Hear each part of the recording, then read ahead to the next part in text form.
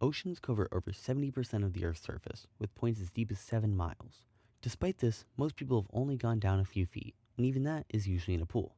There's hundreds of thousands of miles of coastlines, reefs, and shipwrecks just waiting to be explored.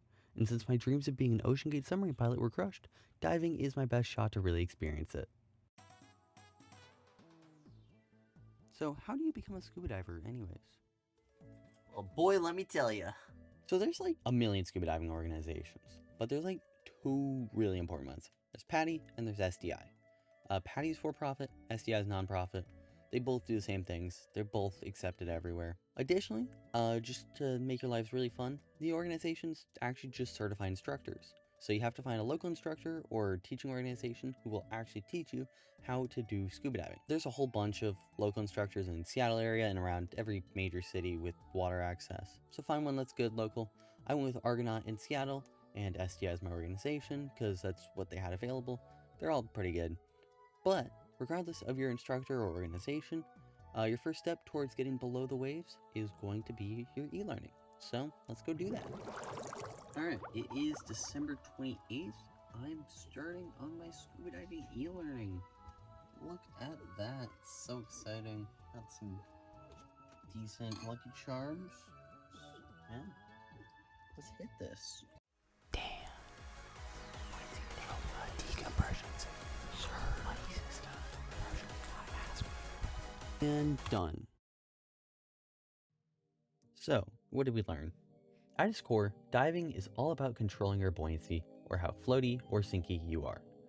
You want to maintain neutral buoyancy to prevent going back to the surface too quickly, or walking on the ground, which damages the fragile marine ecosystems. A basic diving setup consists of a few things: a mask to help you see underwater, fins so you can swim easier, a wetsuit so you don't freeze in the Puget Sound during February, and lastly, a self-contained underwater breathing apparatus, aka scuba unit, to actually do the scuba thing. A scuba unit has a tank, a regulator, a BCD, or buoyancy control device, and weights. Now, what does all of that do?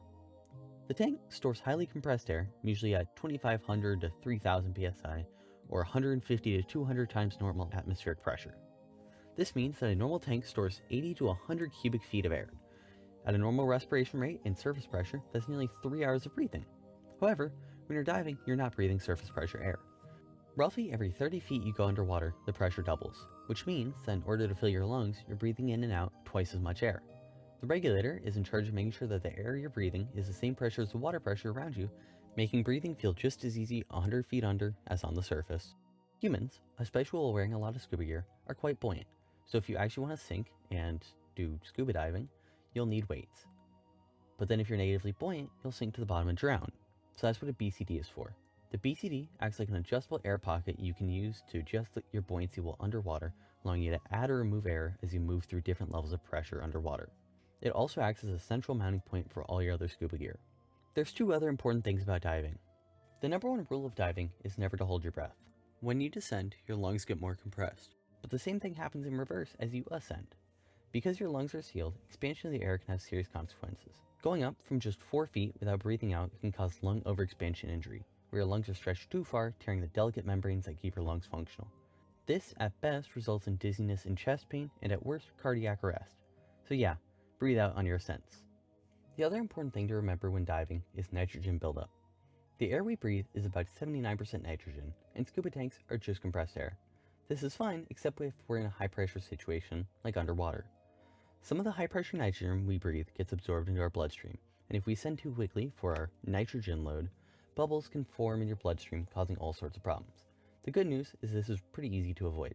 Every dive computer gives you a number for your no deco limit, which is the time you can spend at a particular depth so that you can safely ascend to the surface without nitrogen bubbles forming in your blood. So, there you go. That's the basics of scuba diving physics.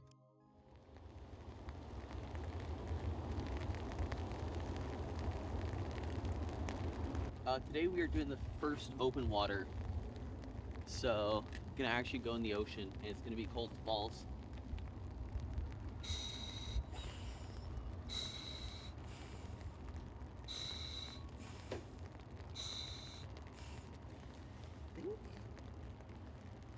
Yeah, we're good. And that system is all set up. now I'm gonna go over there and talk to them about actual sites that we're at. I have checked off everyone's gear.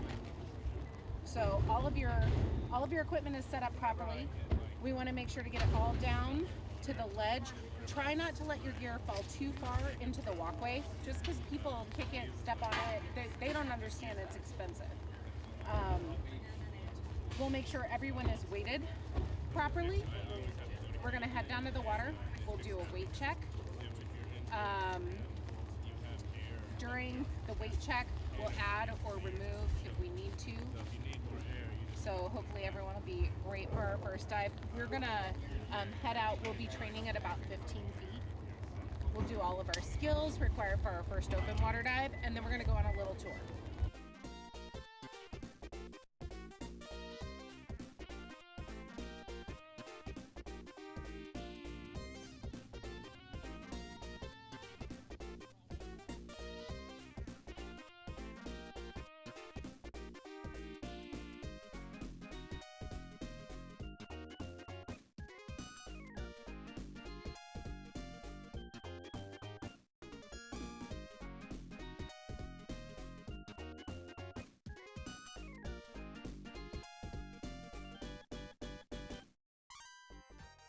Well, that is a wrap for day one. It was cold.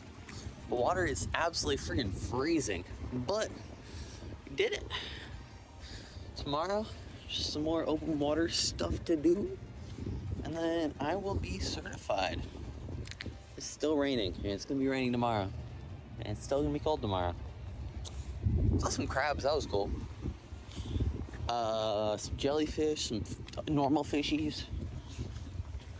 That's pretty good. Hey guys, guess what just came in the mail? Ugh, let's get this.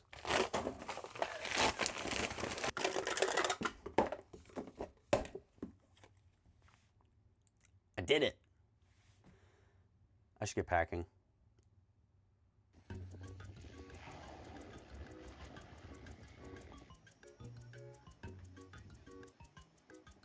Alright, what's up? We are here in the Maldives. I'm gonna do some whale shark diving. But first I'm grabbing food because I'm hungry. And it's 7:30 in the morning. I have not eaten yet.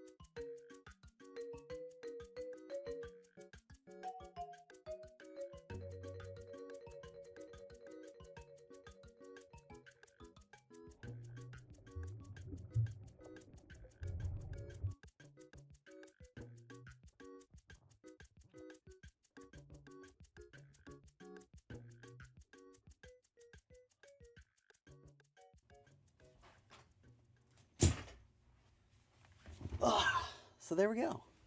I can scuba dive now. Overall, wasn't all that bad of a process. Pick a good school. It's not too bad. It was about 10 hours of classwork plus 2 weekends of diving on site. 1 weekend in the pool, 1 weekend out in Seattle. And then you're good. Wouldn't go solo diving then, but you have the opportunity to continue learning past that. Which I've done and I want to do more of. Going forward, I really want to do the advanced open water. Get the 100-foot depth limit, do dry suit. It's freaking frigid out there. It's awful. Would not recommend. So yeah, get dry suit certified. Totally worth it. And then, I don't know, I kind of want to build out this like $20,000 rebreather full face mask with communication radios and crap. I don't need that, but it would be cool. It's like military level gear that I can't afford in any way. But yeah, future beast problem. Alright, see you guys. Thanks for watching. Bye bye.